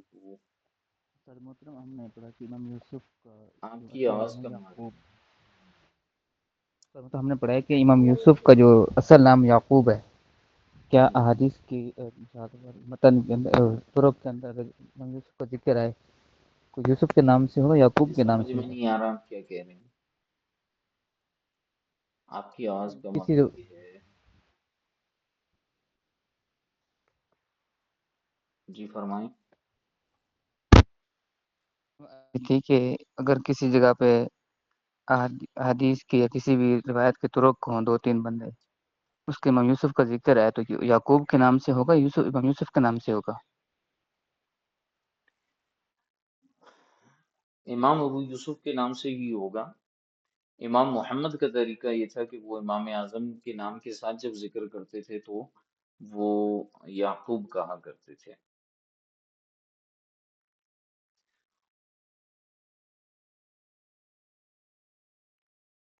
جب امام اعظم کے ساتھ آپ کے ایک شاگرد موافق ہوں تو اس وقت امام اعظم کے قول کو ہی اختیار کیا جائے گا۔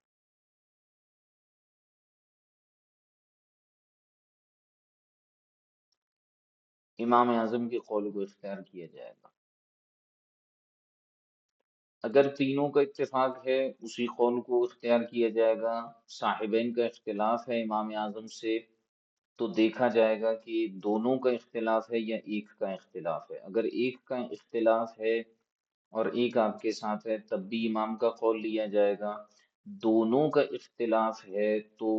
دیکھا جائے گا کہ دونوں آپس میں متفق ہیں یا نہیں ہیں، اگر آپس میں متفق نہیں ہیں تب بھی امام کا قول لیا جائے گا، اور اگر آپس میں متفق ہیں تو عبداللہ ابن مبارک نے کہا تھا کہ پھر بھی امام کا قول لیا جائے گا، اور جو الحاوی القدسی کے سوری سراجیہ کے حوالے سے جو بات بیان کی گئی تھی اس میں یہ تھا کہ اگر مفتی مجتہد ہے تو پھر وہ قوت دلیل کو دیکھے گا، ورنہ پھر بھی وہ امام اعظم کے قول پر ہی فتویٰ دے گا۔ یہ آپ کو اشارتاً اندازہ ہو رہا ہوگا کہ تقریباً ساری صورتوں میں امام اعظم کے قول پر ہی فتویٰ ہے، یہ اسی لیے اعلیٰ حضرت نے پھر یہ رسالہ لکھا تھا جلال اعلام کا۔ تو وہ جو ہے اس میں تو عبارتیں ہیں کچھ علامہ شامی کی اور دیگر کتب کی کچھ عبارتیں ہیں، یہاں پر بھی ابھی آگے جا کے غالباً علامہ شامی بھی ان عبارتوں کا ذکر فرمائیں گے۔ تو علامہ شامی نے ان کی تشریح الگ کی ہے، یہاں پر تو ہم ان کو سرسری پڑھیں گے، لیکن اصل ان کا آپریشن پھر ہم وہاں جا کر رجل العالم کے اندر کریں گے۔ لیکن آپ کو اندازہ ہو رہا ہوگا کہ امام اعظم کے قول کو کتنی فوقیت ہوتی ہے، اتفاق ہو تب بھی امام اعظم کا قول ہے، اختلاف ہو اور وہ آپس میں متفق نہ ہو تب بھی امام اعظم کا قول ہے، اگر ان میں سے کوئی ایک امام کے ساتھ ہو تب بھی امام اعظم کا قول ہے، اور اگر وہ متفق ہیں اور امام اعظم سے مختلف ہیں تو صرف اس صورت میں بعض فقہا نے یہاں پر بھی یہی کہا کہ امام کا قول لیا جائے گا، اور بعض نے شرط لگائی مفتی مجتہد کی، اگر مفتی مجتہد ہے تو قوت دلیل میں غور و فکر کرے گا، ورنہ پھر بھی امام اعظم کے قول پر ہی فتویٰ دے گا۔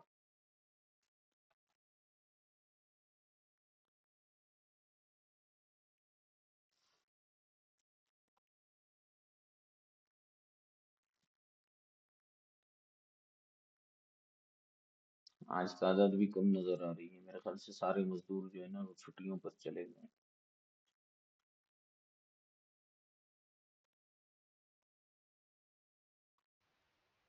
جی کوئی محترم سوال ہے؟ نہر و رائق کے حوالے سے جو کیا فرمایا گیا تھا رتبہ بیان کیا تھا وہ کون سا رتبہ ہے؟ یار یا تو میرے کان بند ہیں یا آپ کی آواز کم آ رہی ہے،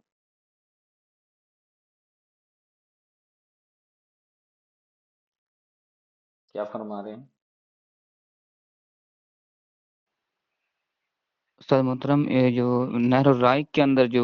رتبہ بیان کیا گیا ہے یہ بیان فرمانے کی ترتیب کون سی بیان کی گئی ہے اس میں؟ نہر لکھا نہیں الفائق ہے۔ نے آخر میں جو مختار مذہب احناف کا وہ یہ ہے کہ اگر کسی مسئلے میں امام محمد رحمت اللہ تعالی علیہ کا قول نہیں ملتا تو امام ظفر یا امام حسن بن زیاد میں سے کسی ایک کا قول لے لیں گے، ان دونوں کا مرتبہ ایک ہی ہے۔ لیکن صاحب نہر الفائق نے اس مقام پر جو ہے وہ یوں فرمایا تھا کہ امام ظفر کا قول دیکھیں گے امام محمد کے بعد، اگر نہیں ملتا تو امام حسن بن زیاد کا، یعنی انہوں نے اس میں ایک اور مرتبے کا کیٹیگری کا اضافہ کیا تھا۔ تو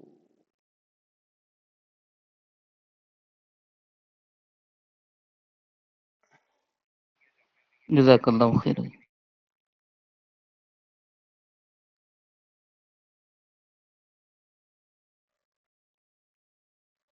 اچھا جی، یہ صاحب ہدایہ والا مسئلہ، ایک منٹ،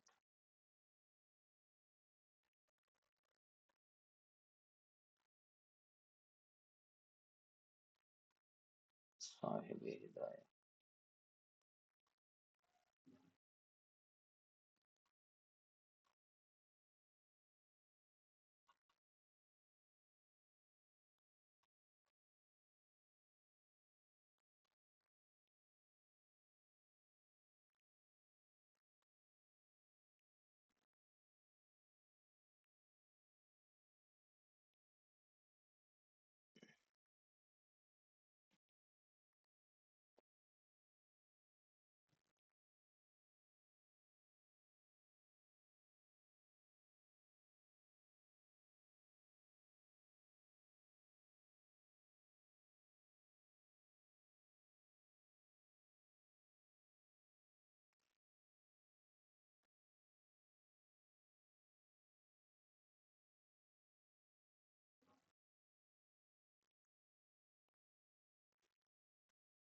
یہ میں آپ کو جو ہے وہ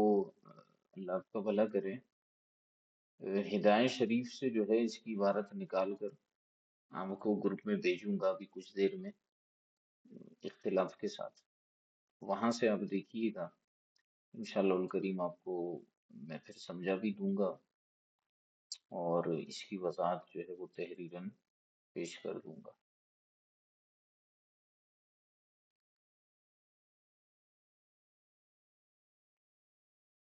جو اور کوئی سوال؟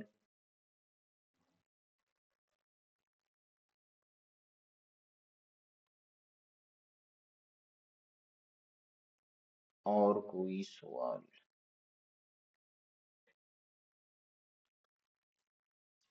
اللہ،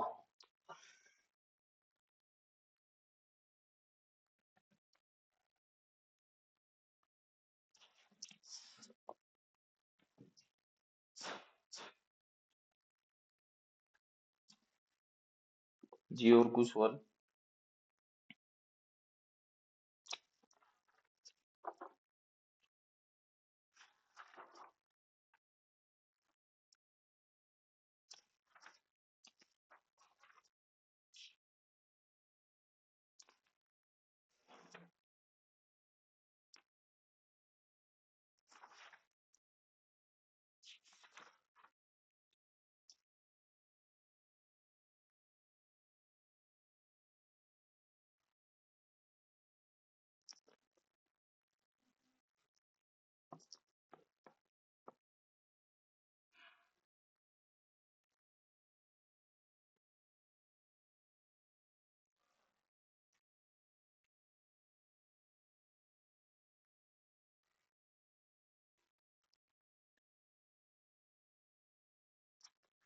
لا يتعد عنه الا بضرورت،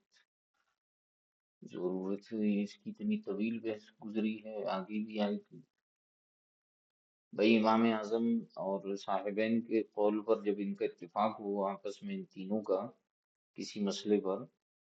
تو اس سے تعدی نہیں کی جائے گی، تجاوز نہیں کیا جائے گا، یعنی اس قول کو چھوڑ کر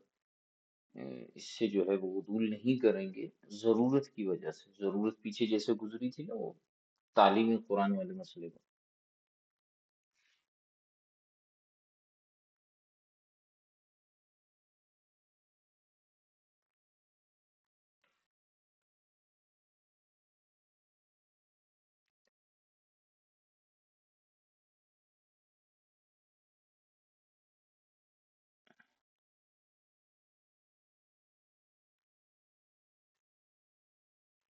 اچھا جی، اچھا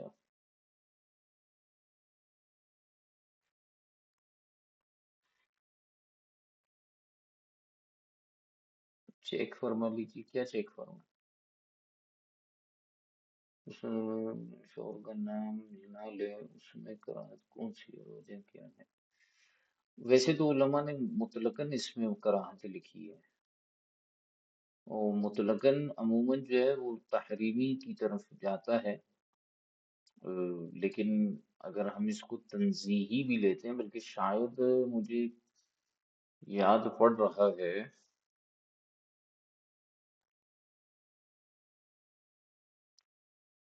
تنزیہی کا قول ہوگا اس میں، یعنی ناپسندیدہ ہے، کچھ نے اس میں شدت کی ہے، اس کو تحریمی بھی کہا ہے، لیکن سمجھ میں یہی آتا ہے کہ یہ تنزیہی ہونا چاہیے۔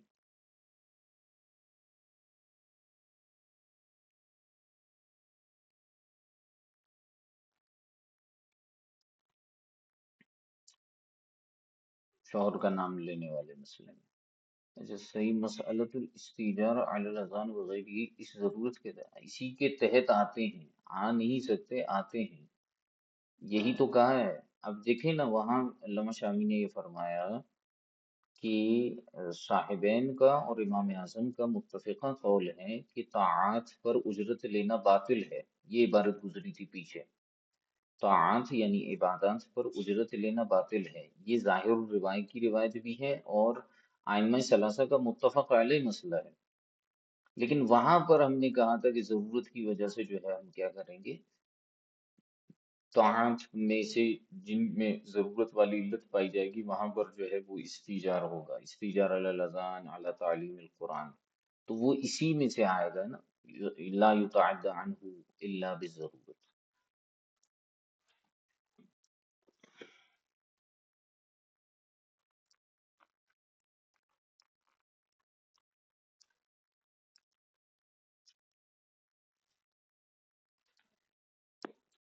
اچھا یہ عامر بھائی، آپ کو یہ مسئلہ آپ اس کو تلاش کیجئے گا بہار شریعت کے 16ویں حصے میں، ہو سکتا ہے وہاں آپ کو ملے، اور اس کے علاوہ وہاں پر آپ اس کو ایک بار دیکھیے گا کہ عورت شوہر کا نام لے سکتی ہے یا نہیں، غالباً وہاں پہ یہ موجود ہوگا۔ مجھے جو ہلکا ہلکا سا ایک یاد آ رہا ہے، یہ علامہ شامی کے حوالے سے ہی میں نے کہیں پڑھا تھا، وہ مجھے کتاب کا نام یاد نہیں آ رہا، مکرو کا جو قول تھا۔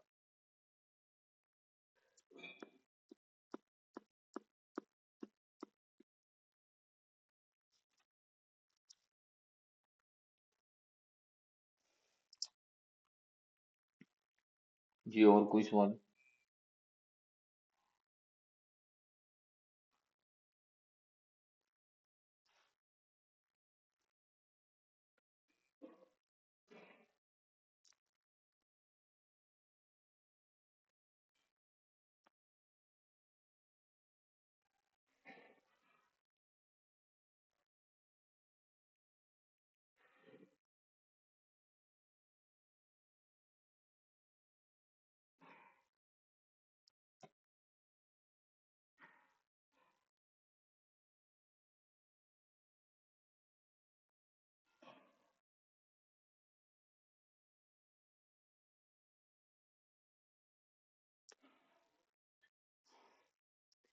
اس کتاب کے صفحہ نمبر 100 اور حاشیہ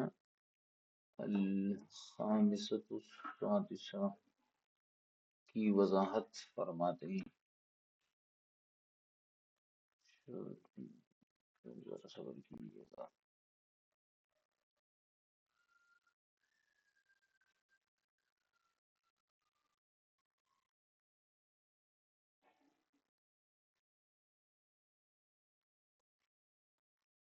ایک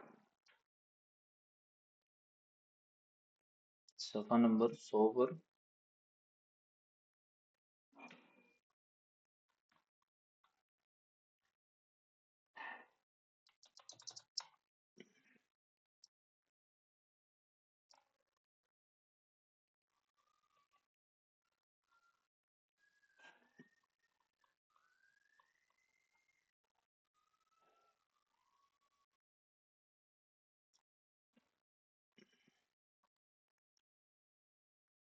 انا حافظها ولكنه نسي وهي ست مسلم۔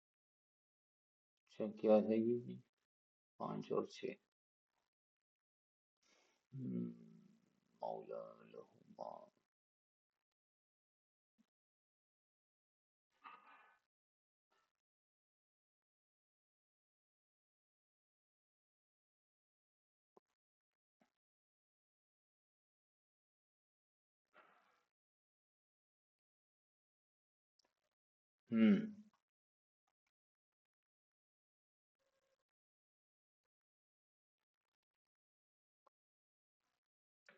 اچھا یہ اختلافی جو مسائل تھے،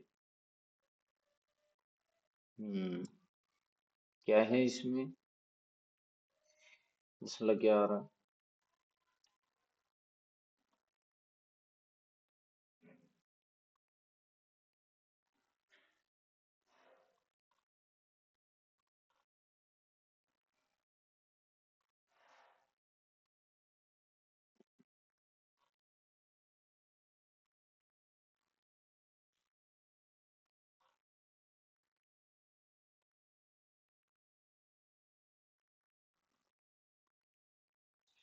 ایک منٹ۔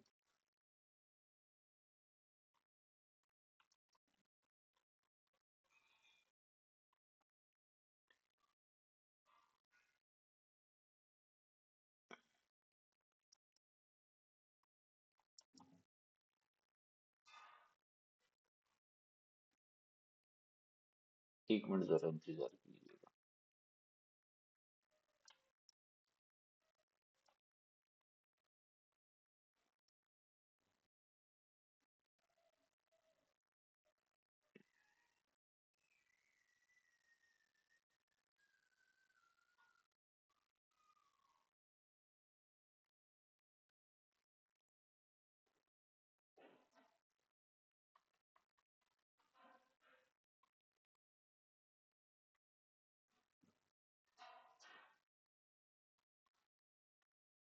یہ میں نے مسائل بیان نہیں کیے تھے؟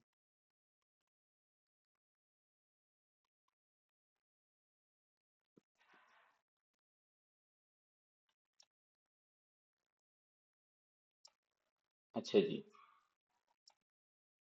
میں اس کو اسکرین پہ لے آؤں۔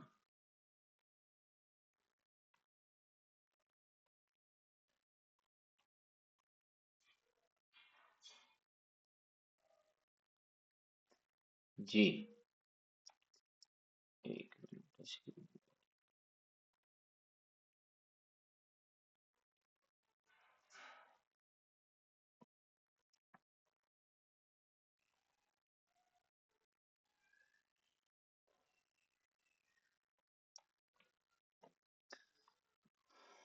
اچھا یہ دونوں نہیں کیے، صحیح ہے۔ پانچواں مسئلہ تھا جس میں امام محمد نے جو روایت بیان کی تھی، امام ابو یوسف رحمۃ اللہ تعالی علیہ نے فرمایا تھا کہ یہ روایت اس طرح سے نہیں تھی۔ وہ مسئلہ یوں تھا کہ ارشاد فرماتے ہیں عبد بین اسنین قتل مولا لہما، کہ ایک ایسا غلام ہے جو دو افراد کے درمیان جو ہے وہ مشترک ہے، یعنی دونوں کے درمیان یا تو آدھا آدھا ہے یا کسی بھی طریقے سے دونوں کی ملکیت میں وہ مشترک ہے، ٹھیک ہے۔ تو اس نے اب کیا کیا کہ اس نے ایک شخص کو قتل کیا۔ اب وہ جو شخص تھا مقتول، وہ انہی دونوں جو آقا تھے ان کا ہی غلام تھا، یعنی مثال کے طور پر ایک شخص ہے زید، ایک ہے بکر، ان دونوں کے درمیان ایک مشترکہ غلام تھا، اس کا کوئی اس کی لڑائی وغیرہ ہو گئی ایک ایسے شخص سے جو آلریڈی ان دونوں کا جو ہے وہ غلام تھا۔ تو کیا ہوا کہ فعفا احدہما، تو ہوا یوں مسئلہ کہ ان دونوں میں سے ایک نے جو ہے وہ اس غلام کو معاف کر دیا، خون کو معاف کر دیا۔ تو بطل الدم کلہ عند ابی حنیفہ، امام اعظم ابو حنیفہ رحمۃ اللہ تعالی علیہ کے نزدیک پورے کا پورا جو خون ہے وہ باطل ہو گیا، یعنی جو حق ہے وہ مکمل طور پر جو ہے وہ کیا ہو گیا، باطل ہو گیا۔ اچھا، صاحبین اس حوالے سے کیا ارشاد فرماتے ہیں، وقال يدفع ربعه الى شریکہ او یفدیہ بربع الدیۃ، صاحبین فرماتے ہیں کہ اس کا جو چوتھائی کیا کہتے ہیں اس کو دیت ہے، وہ اس کے شریک کو دیا جائے گا، یعنی ایک نے تو معاف کر دیا ہے تو وہ تو اس کی طرف سے جتنا حصہ تھا وہ معاف ہو گیا، اور باقی جو چوتھائی ہے وہ اس کے شریک کو دیا جائے گا، یا جو ہے وہ چوتھائی دیت فدیہ دے گا، ٹھیک ہے۔ اس معاملے میں امام ابو یوسف رحمۃ اللہ تعالی علیہ ارشاد فرماتے ہیں کہ انما حکیت لک عن ابی حنیفہ کا قولنا، یہاں پر امام اعظم ابو حنیفہ کا قول بطلان دم کا ہے، صاحبین کے ہاں جو ہے وہ ربع جو ہے اس کو لوٹانے کا یا اس کے جو ہے وہ دیت کو فدیہ کرنے کا قول ہے، لیکن امام ابو یوسف نے امام محمد کے بارے میں فرمایا کہ میں نے تو یہ روایت ایسے بیان کی ہے جیسے کہ امام اعظم ابو حنیفہ رحمۃ اللہ تعالی یعنی امام اعظم سے جو میں نے روایت بیان کی وہ ایسے بیان کی جو ہمارا اپنا قول تھا، یعنی یہ جو ربع تھا، چوتھائی حصہ تھا، یہ دینے کا قول میں نے بیان کیا تھا، بطلان دم والا قول بیان نہیں کیا تھا۔ انما الاختلاف الذي رويته في عبد قتل مولاه عمدا وله ابنان فعفى احدهما الا ان محمدا ذكر الاختلاف فيهما وذكر قول نفسه مع ابي يوسف في الاولى۔ تو امام ابو یوسف رحمۃ اللہ تعالی علیہ فرماتے ہیں کہ بھئی میں نے تو وہی روایت امام اعظم سے بیان کی تھی کہ جو ہمارا اپنا قول ہے۔ اب رہی بات اختلاف کی، تو اختلاف کیا ہے، وہ یہ ہے کہ ایک ایسا غلام جس نے اپنے آقا کو عمدن قتل کر دیا، اور پھر اس غلام کے جو ہے وہ آقا کے جو ہیں وہ دو بیٹے تھے، تو ہوا یوں کہ ایک بیٹے نے معاف کر دیا، تو پھر ایسی صورت میں جو ہے وہی معاملہ ہوگا جو بیان کیا گیا ہے کہ امام اعظم ابو حنیفہ رحمۃ اللہ تعالی علیہ کے نزدیک جو ہے وہ بطلان دم کا قول کیا جائے گا۔ لیکن امام محمد رحمۃ اللہ تعالی علیہ نے دونوں صورتوں میں جو ہے وہ اختلاف کا ذکر فرمایا ہے، یعنی چاہے غلام اپنے آقا کو قتل کرے یا جو ہے دو افراد کے درمیان مشترکہ غلام جو ہے وہ دونوں آقاؤں کے مشترکہ کسی اور غلام کو قتل کرے، ٹھیک ہے۔ تو امام محمد نے جو ہے وہ دونوں میں اختلاف کو ذکر فرمایا ہے۔ اچھا، چھٹا جو مسئلہ تھا وہ کیا ہے کہ رجل مات و ترک ابنا لہو وعبدا لا غیر، فادعى العبد أن الميت كان أعتقه في صحته، وادعى رجل على الميت 1000 دينار وقيمة العبد 1000، قيمة العبد 1000، فقال الابن صدقتما،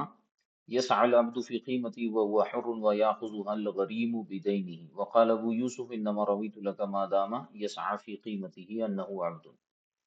ایک ایسا شخص ہے جناب والا کہ جب اس کا انتقال ہوا تو اس کے پاس ترکے میں ٹوٹل جو اس کے ورثہ تھے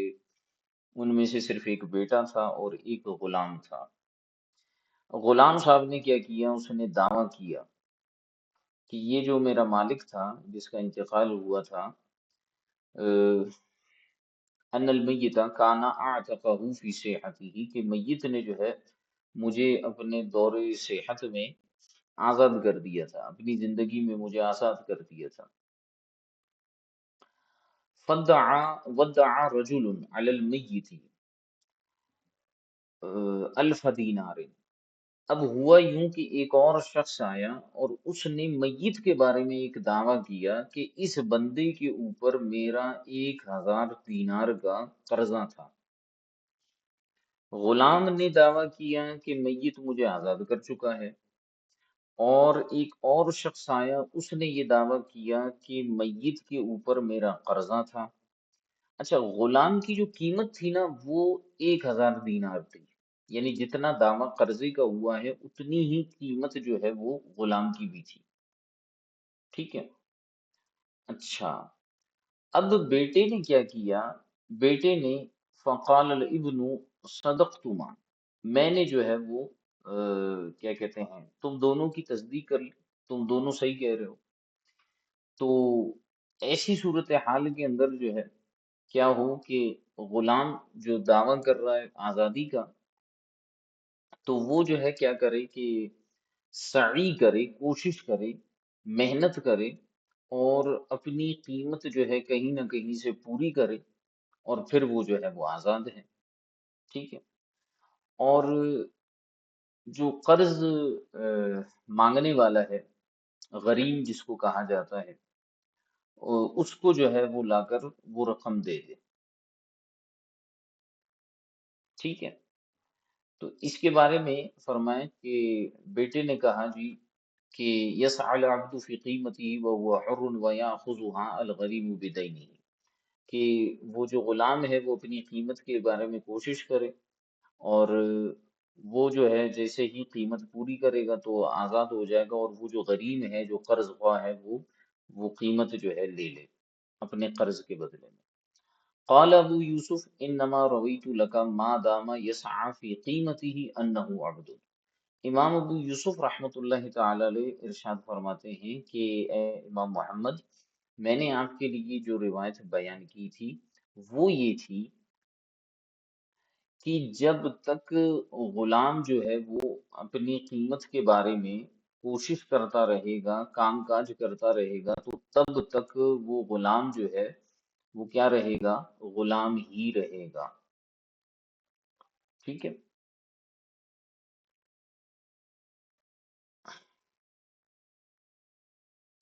تو جب تک وہ جو ہے وہ کوشش کرتا رہے گا، امام ابو یوسف رحمۃ اللہ تعالی علیہ نے ارشاد فرمایا کہ وہ غلام ہی رہے گا۔ امام محمد کی جو روایت ہے اس سے یہ معلوم ہو رہا ہے کہ جیسے ہی غلام نے آزادی کا دعویٰ کیا تو وہ آزاد ہو جائے گا، لیکن اس میں شرط یہ ہوگی کہ اسے قرضہ ادا کرنا ہوگا، یعنی اس کی جو حریت ہے وہ تو متحقق ہو جائے گی، لیکن اس کو جو ہے وہ قرضہ ادا کرنا پڑے گا جو اس کے بیٹے نے کہا ہے۔ لیکن امام ابو یوسف رحمۃ اللہ تعالی علیہ فرماتے بھائی میں نے ایسا نہیں کہا ہے، میری جو روایت ہے اس کے مطابق یوں ہے کہ وہ غلام جو ہے وہ کیا کہتے ہیں اس کو، جب تک پیسے کماتا رہے گا تب تک وہ غلام ہی رہے گا، اور اس پر غلامی کے جو ہے وہ احکامات جاری ہوں گے۔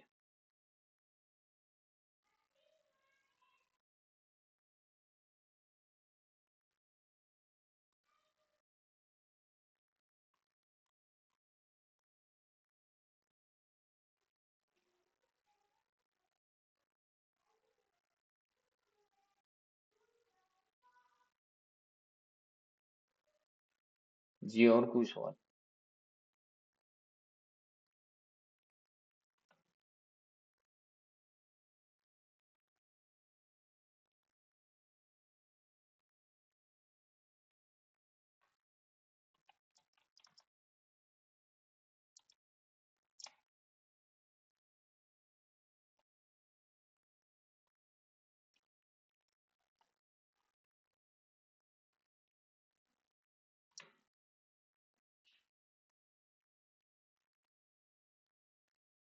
اور کوئی سوال؟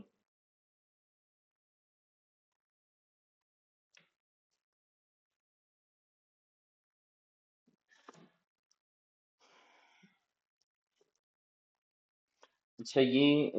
ہدایہ شریف کے حوالے سے جو ہے وہ جو مسئلہ تھا، کتاب الاجارہ کے اندر ہدایہ میں جو ہے باب ہے الاجر متی یستحق،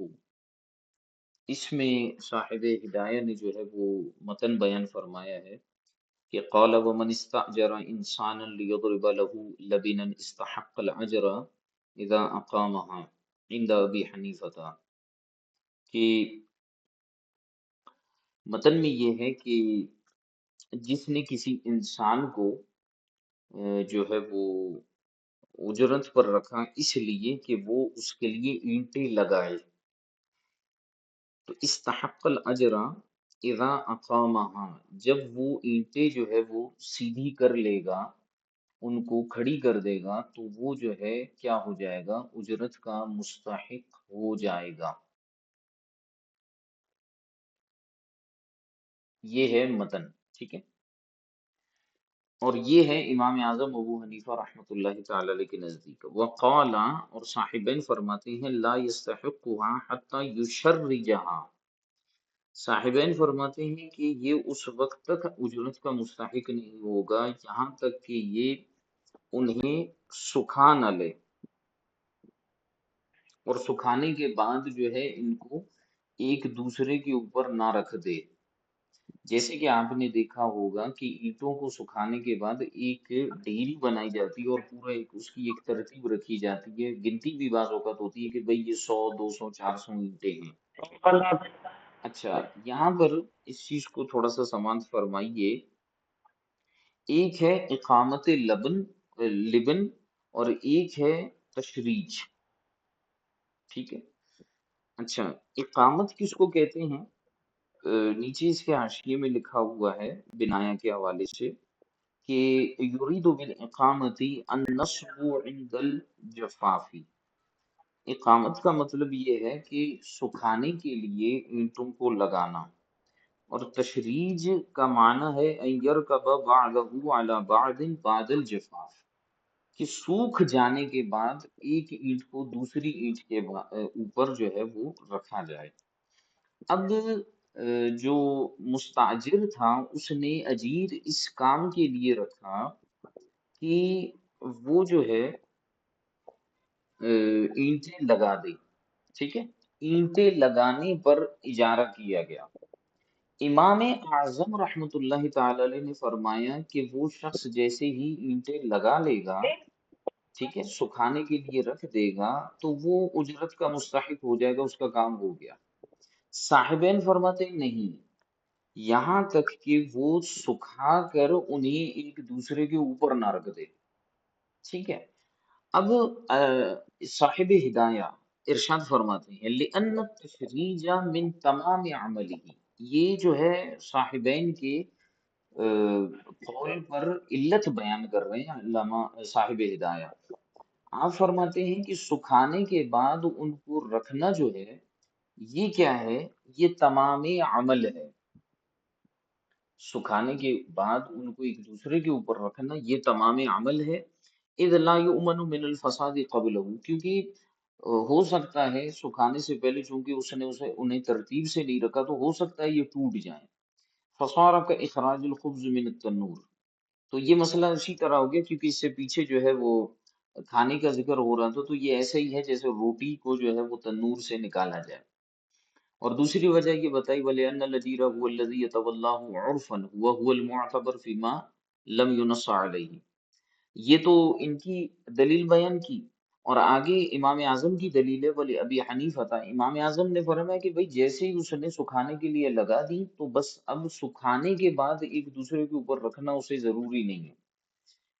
تو ایسی صورت میں امام اعظم کی جو دلیل ہے وہ یہ ہے کہ ان العمل قد تم بالاقامت، جیسے ہی اس نے سکھانے کے لیے رکھ دی اس کا عمل پورا ہو گیا۔ والتشریج عمل زائد، اور تشریج جو ہے یعنی سکھانے کے بعد ایک دوسرے کے اوپر رکھنا یہ ایک عمل زائد ہے، کن نقل، جیسے ایک جگہ سے دوسری جگہ ان کو رکھنا۔ اللہ ترى انه ينتفع به قبل التشریج بالنقل الى موضع العمل، کیا تم یہ نہیں دیکھتے کہ ان سے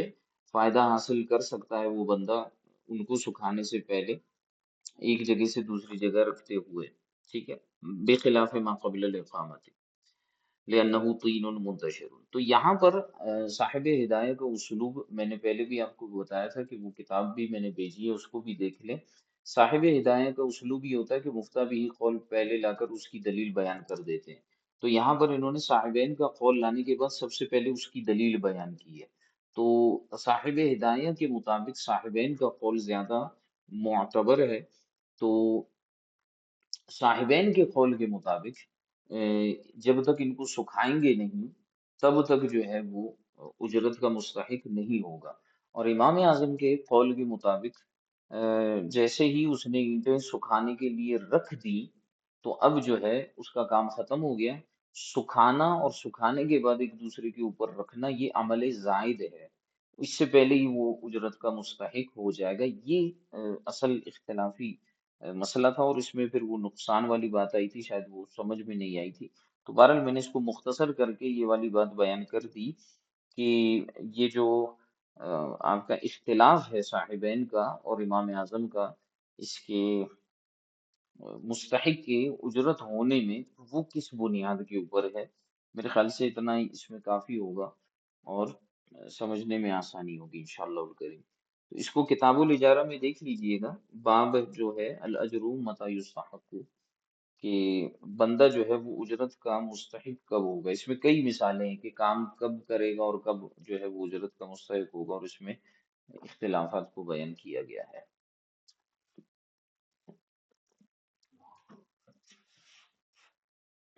جی اور کچھ؟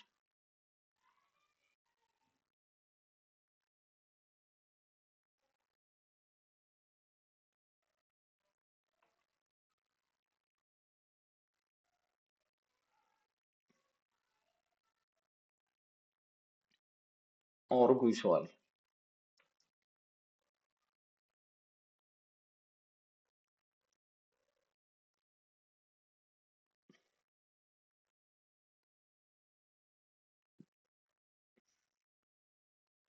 چلیں تقریباً 1.5 گھنٹے کی کلاس ہو گئی۔